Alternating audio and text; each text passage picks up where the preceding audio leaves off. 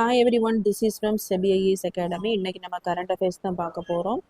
பண முறைகேடு வழக்குகள் FATF அறிக்கையில் எடுத்துக்காட்டாக அமலாக்கத்துறை நடவடிக்கைகள். ஸோ இந்த டாபிக் பார்த்தீங்கன்னா குரூப் 1 மெயின் சிலபஸில் பேப்பர் 3ல இன்டர்நேஷ்னல் ஆர்கனைசேஷனில் வந்து கவர் ஆகும்.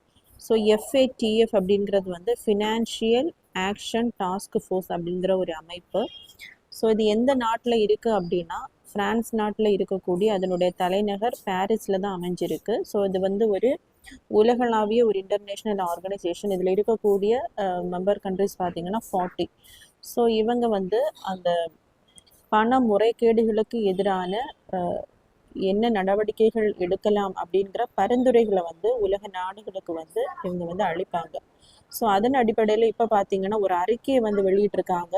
சொத்துக்கள் பறிமுதலுக்கான சிறந்த நடைமுறைகள் குறித்த வழிகாட்டுதல் அப்படிங்கிற ஒரு அறிக்கையை வந்து வெளியிட்டிருக்காங்க. ஸோ அதில் பார்த்தீங்க அப்படின்னா நம்ம இந்தியாவில் இருக்கக்கூடிய அமலாக்கத்துறை பண முறைகேடுகளுக்கு எதிராக சிறந்த நடைமுறைகளை பின்பற்றியிருக்கு அப்படின்னு அந்த அறிக்கையில் வந்து அமலாக்கத்துறை வந்து குறிப்பிட்டு சொல்லியிருக்காங்க. நாளை வந்தே மாதரம் பாடல் 150வது ஆண்டு விழா. ஸோ இந்த டாபிக் பார்த்தீங்கன்னா குரூப் 1 மெயின் சிலபஸில் பேப்பர் 2ல மாடர்ன் ஹிஸ்ட்ரியில் வந்து கவர் ஆகும்.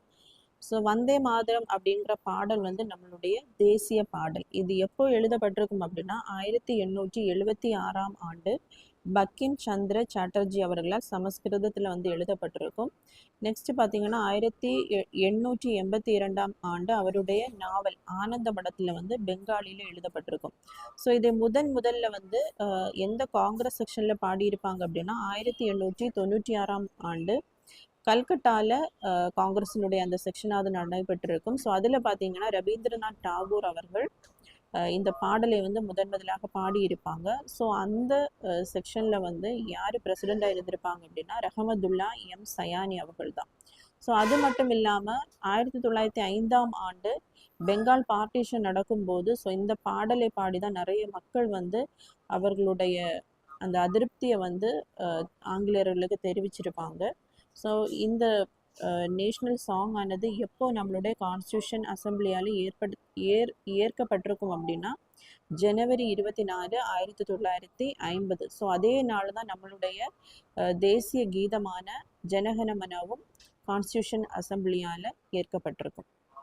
மாநிலங்களுக்கு ரூபாய் 1.68 லட்சம் கோடி நிதி சுமை. ஸோ இந்த டாபிக் பார்த்தீங்கன்னா குரூப் 1 மெயின் சிலபஸில் பேப்பர் 4ல இந்தியன் எக்கனாமியில் வந்து கவர் ஆகும்.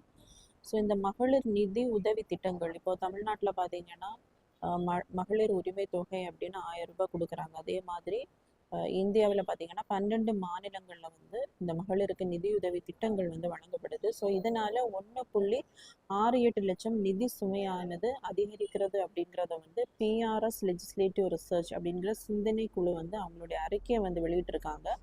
ஸோ இந்தியாவில் பார்த்தீங்கன்னா 12 மாநிலங்கள் இந்த தொகையை வந்து உதவிகள் திட்டத்தை மகளிருக்கு வழங்கிட்டு இருக்காங்க. அதில் 6 மாநிலங்களில் இதனால வருவாய் பற்றாக்குறையானது ஏற்படுது அப்படின்னு இந்த அறிக்கையில் சொல்லப்பட்டிருக்கு. ஸோ கர்நாடகாவோட பொருளாதாரம் இப்போ இந்த திட்ட செலவீனத்தை நம்ம நீக்கி பார்த்தோம் அப்படின்னா அதனுடைய வருவாய் பற்றாக்குறை வந்து 0.6லேருந்து 0.3 குறையும்.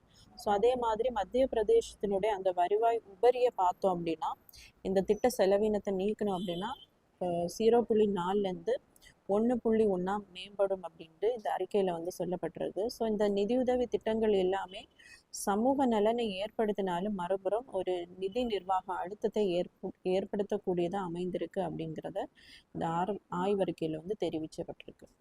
திட்டம் பார்த்தீங்கன்னா சமூக நலனை ஏற்படுத்தினாலும் மறுபுறம் நிதி நிர்வாக அழுத்தத்தை வந்து அரசுக்கு கொடுக்குது அப்படிங்கிறத இந்த ஆய்வறிக்கையில் வந்து தெரியப்படுத்தி இருக்கு.